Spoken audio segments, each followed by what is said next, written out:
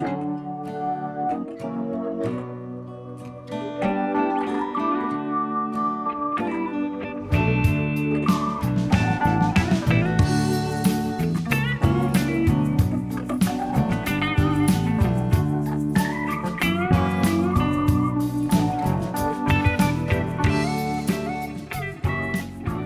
everyone, welcome to Here We Are, Brattleboro's community talk show. I'm Wendy O'Connell, and Here We Are is a show, it's a weekly show, and we ask people from the community to come on and talk about what they do, what they're interested in, what they're engaged in. And so today, here we are with Carmen Derby. She is the Executive Director of United Way of Brattleboro. So welcome, Carmen. Thank you. Thank you for having me. Thank you so much for coming on. I think we'll start right in with talking about how you got here and where you grew up and what it was like.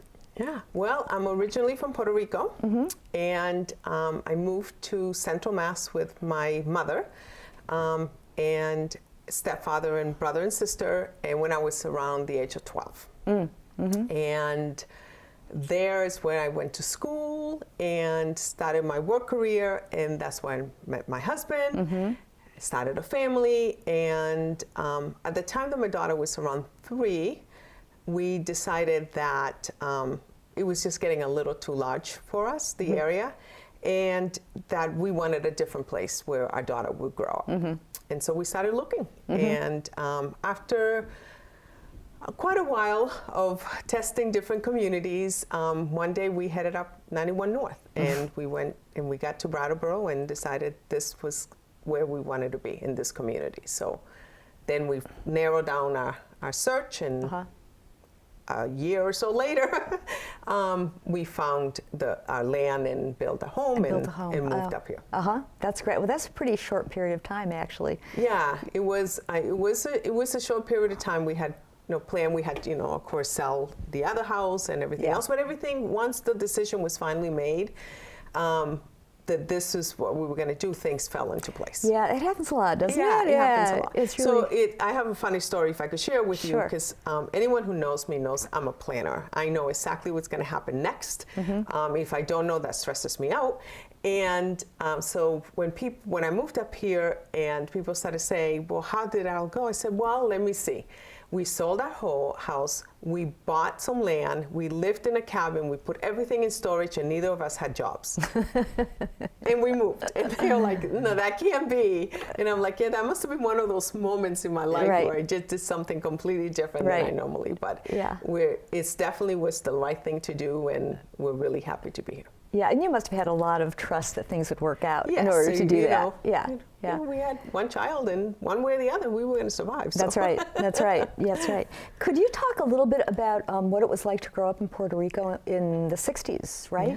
Yeah. It was, my experience, I would say it is not unique to an individual. My mom and my father divorced when I was very young. So in Puerto Rico and in the community that I lived in, it was in Juncos, so it's very much country. The hills are similar to here, they're just tighter. And so families live really close to each other, so they support each other a lot.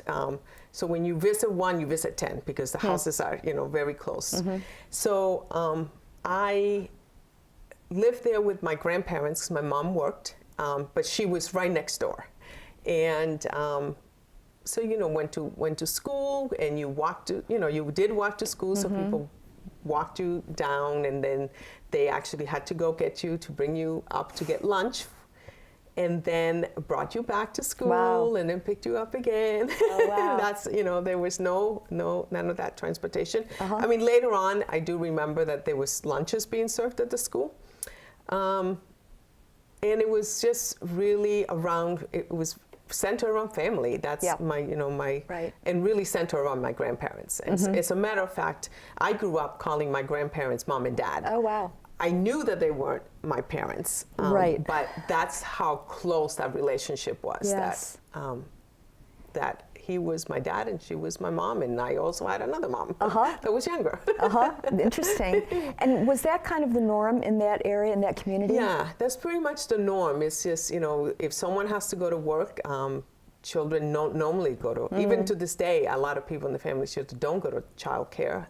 Somebody else in the family takes care of the child. And it works because of proximity. People are so close to one another that can happen. Yeah, and so the generations are all right there. Right, yeah, all right there. That's an amazing way to grow up. I don't think there are a lot of us who grow up that way. Yeah, that's it's all the cousins, everybody. Yeah. So, so this past September must have been quite a blow for you. It's been a big challenge for the family.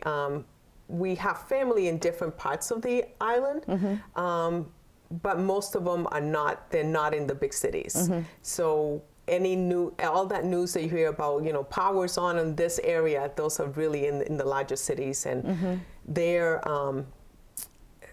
the family still doesn't have any power. So it's been over 4 months. Yep. And they just recently purchased a generator with the help of the family here and friends of the family. Like, I have the most generous friends, and they help contribute to them getting a generator.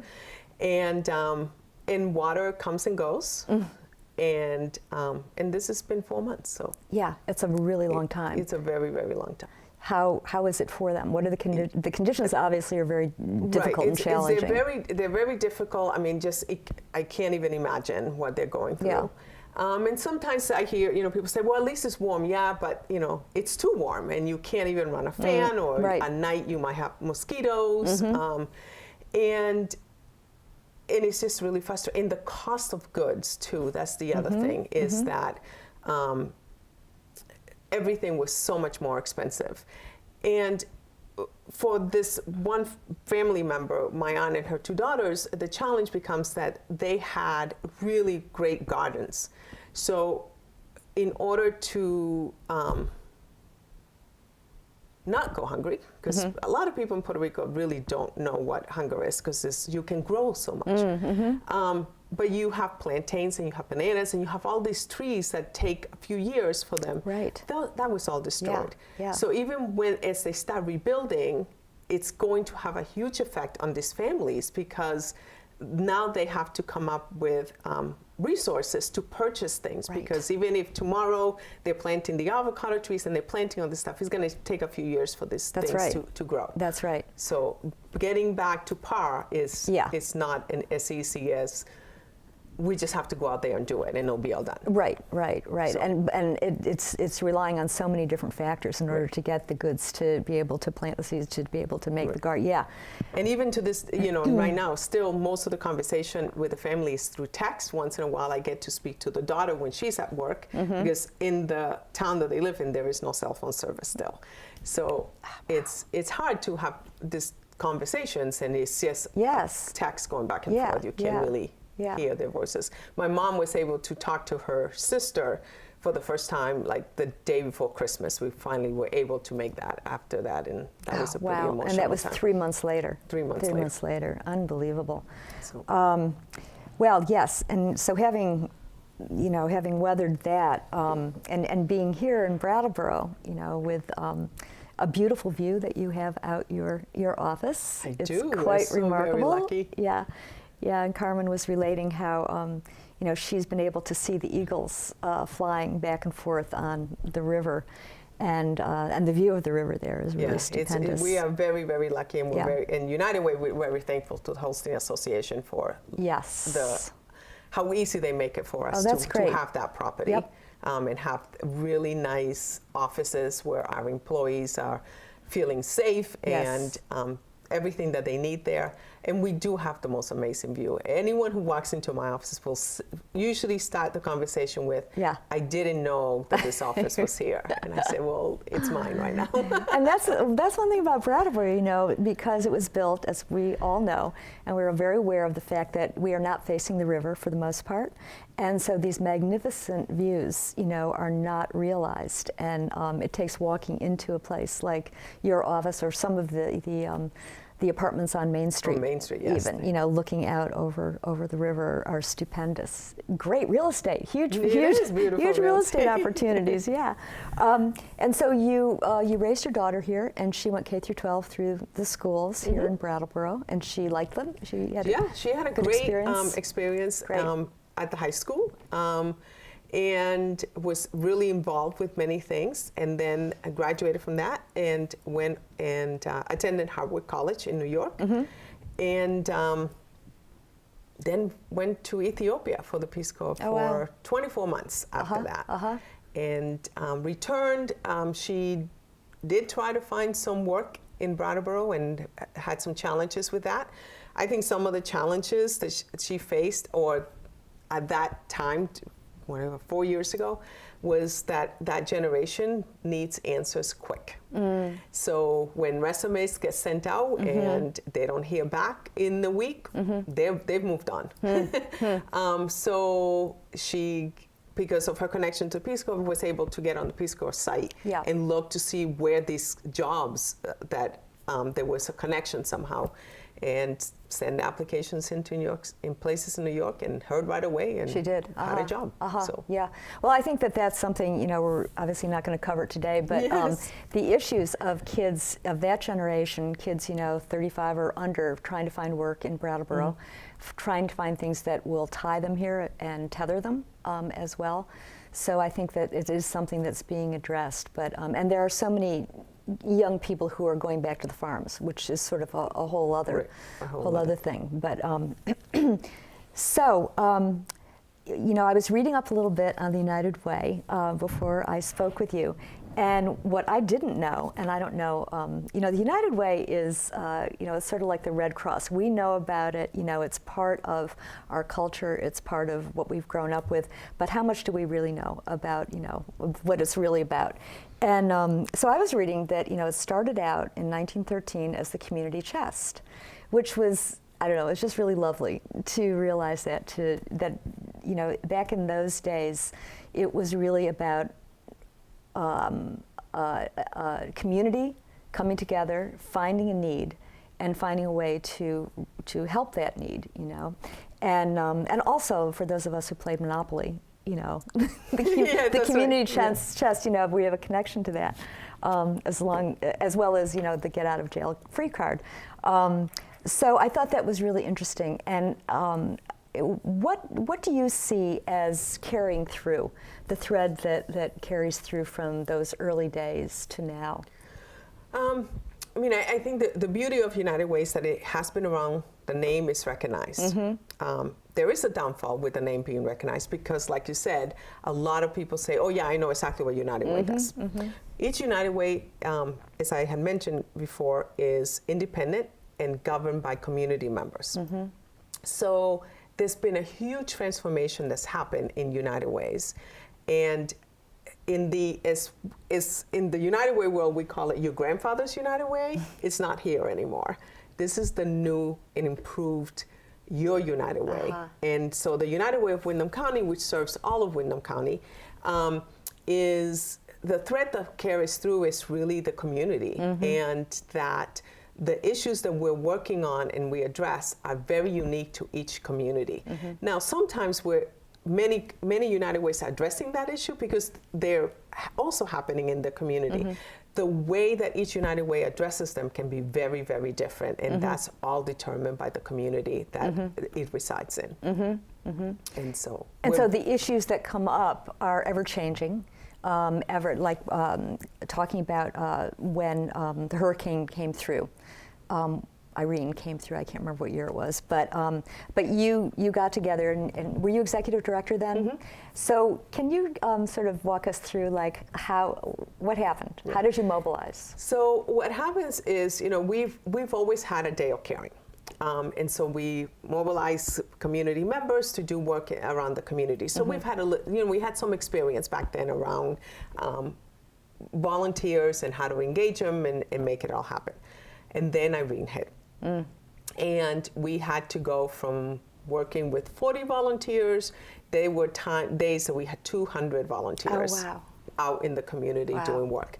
So we quickly and that's, the beauty of being local is that you can do this stuff really quick. And it was, getting together with the board and saying, this is what we need to do something. And they said, go for it. And we lay our path, and we got the word out. And we started having meetings on a weekly basis with FEMA and different town representatives so that everybody knew what was going on and what the major challenges were. So some of the work was, there was the community, was it Marlboro? The community in Marlboro, what we heard from them is, what we really need is gas cards. We need people to be able to get gas for their generators. So we went out and using some funds, we bought some gas cards and gave them to the town clerk, and she gave them to different people in Marlboro so that they could go and get gas for their generators. We also had other communities that called and said, we need cleanup. We need, certain houses are just completely full of muck, and we need people to go clean up. So then, we get on the phone and we're talking to the CNS of the world, who can deliver a lot of stuff, and they would provide us with Clorox, and they provided us with trash bags and gloves, and so that we could then send volunteers out to do this work.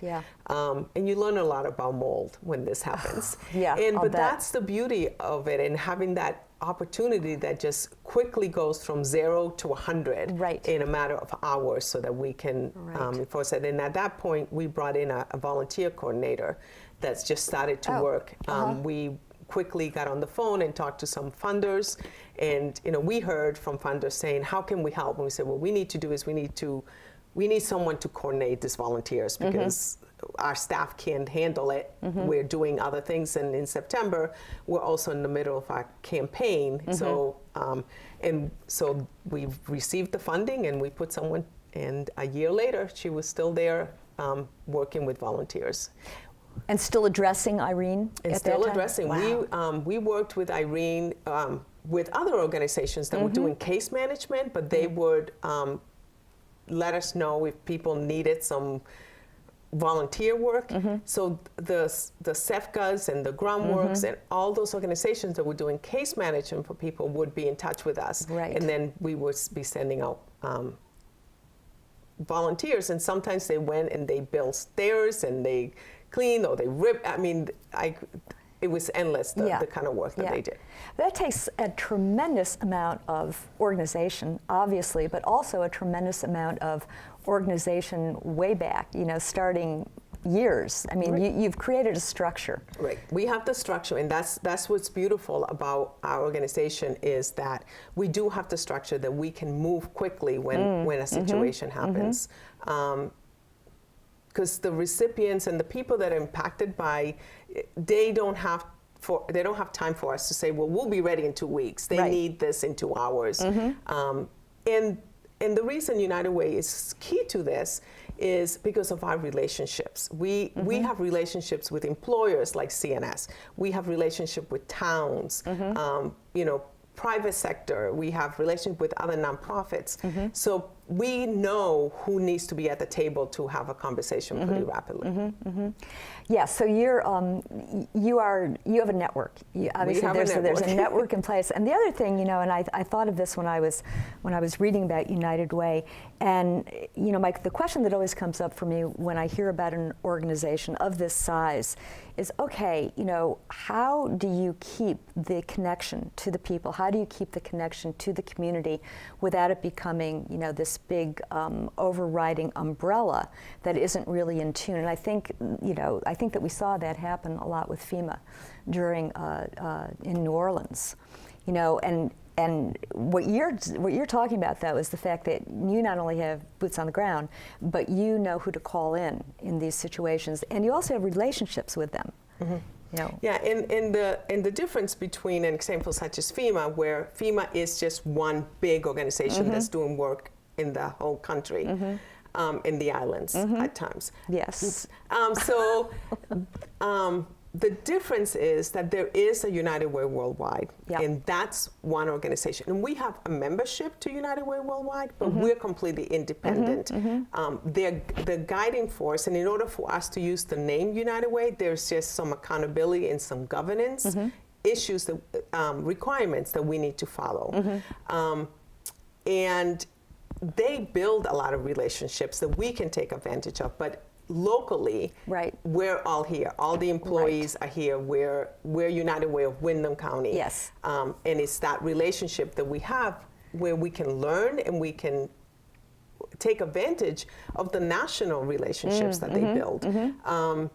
For example, at the national level, they have a great relationship with the IRS, and one of the programs that we run is a VITA tax program. Yes, right. So that relationship comes because of the work that United Way does, and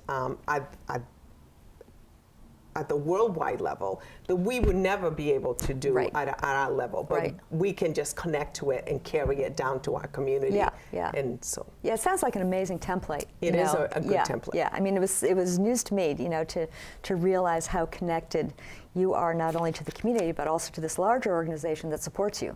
Correct. In many, many different ways. What do you like best about the job? This talking Communicating, about it. yeah. I love meeting people.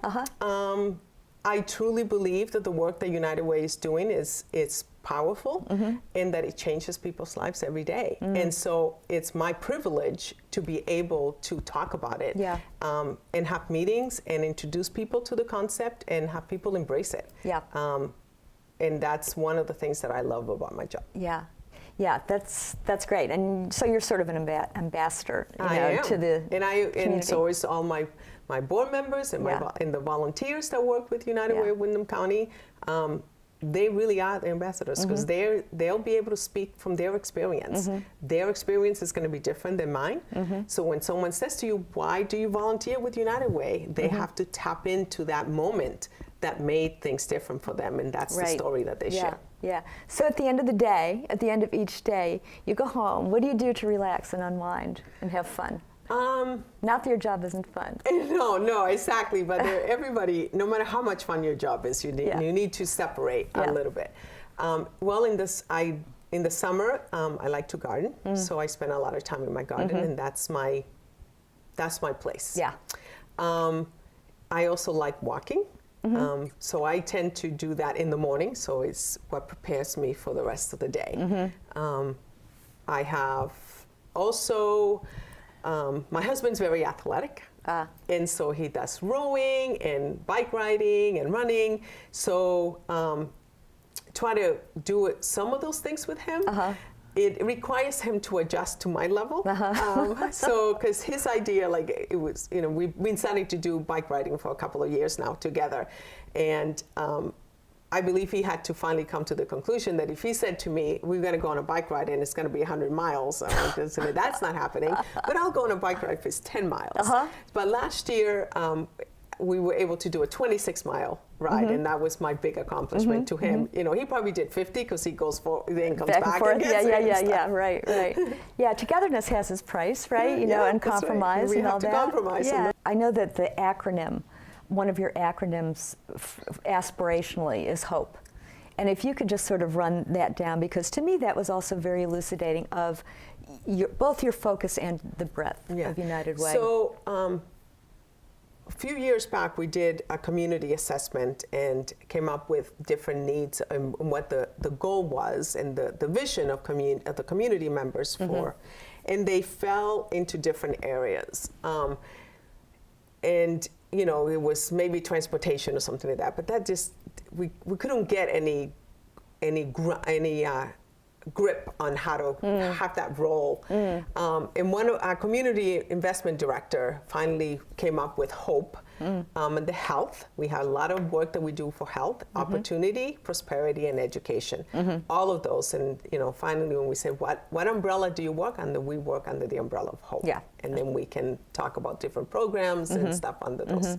Yeah. So it's just, it's very nice and something that we've been using. Lend hope a hand is our tagline that we use. Yeah, that's a good tagline. Very good. Sometimes we get a question, well, what's your issue?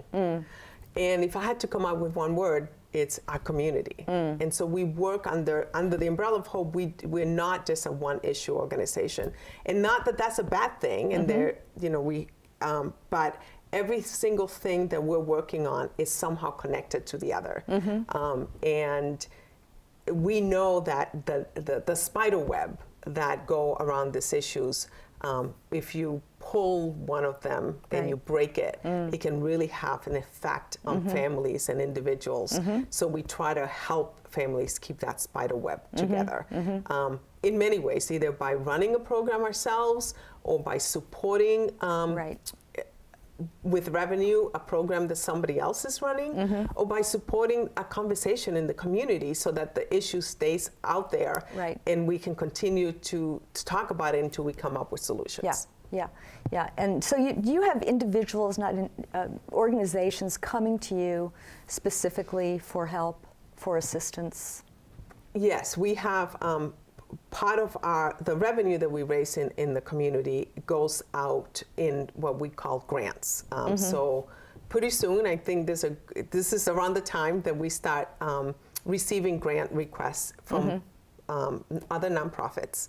And as long as there's criteria, and one of them is that they have to be doing work under one of the issues of hope. There's tremendous good work being done in our community. Fortunately, we don't have the resources or the capacity in any way, shape, or form to meet every single one of those. So we focused it based on that community assessment.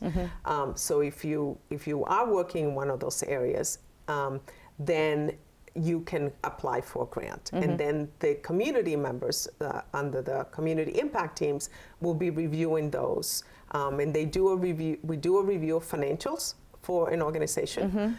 Because we have money that's trusted to us by local donors that we need to vet to make sure that the money is being used to the best possible, in the best possible manner. And we also have another area that we work in. Another way that we give money out is called a Spark Fund, which is they're smaller grants, but it's that thing that happens sometimes throughout the year that you have this opportunity to literally get something started, but you need some help. And so that you can apply for those small grants, and then we will send out. A couple of those that are really exciting has been, there was Our Place, I believe, Parks Place is in Bellows Falls, wanted to start a diaper bank, and they needed some startup money. And so we were able to get them started with that. This year, the warming shelter that serves the Bellows Falls area needed some help getting dividers so that the families there could have some privacy. And so through the Spark Fund, we were able to fund those things. So those are kind of some of it. But mostly the way that we support the most in the community is our staff and bringing the ability of facilitation and collaboration and having someone organize that. And that's a huge part of what we contribute to the community on a daily basis. And having someone come in and be with the people and hearing their story and what they need and how to solve that problem. That's a huge percentage of why it works. And then of course it's all the other programs that we run ourselves, like the tax program and dental and Yes, I know there's so many exciting programs, and I would really I'd love to recommend whoever's on the show, when you're involved in something that's really exciting, I would really recommend viewers going to the United Way website and just taking a look at the array of things that that they have going on, from dental, as you say, the dental program is amazing, and there are things that people don't know about. So if you go on and just peruse through and see what's available, it's really quite remarkable. Carmen, thank you so much for being on. It's been a privilege to be here. It's been wonderful having you. Thanks a lot. Thank you. Thanks to all of you for tuning in today. It was wonderful to have you with us. And as I mentioned before, we are a weekly show, so if you're new, keep tuning in. We'd love to hear back from you, any kind of feedback that you have. We always have fun and interesting guests, so we will see you next time.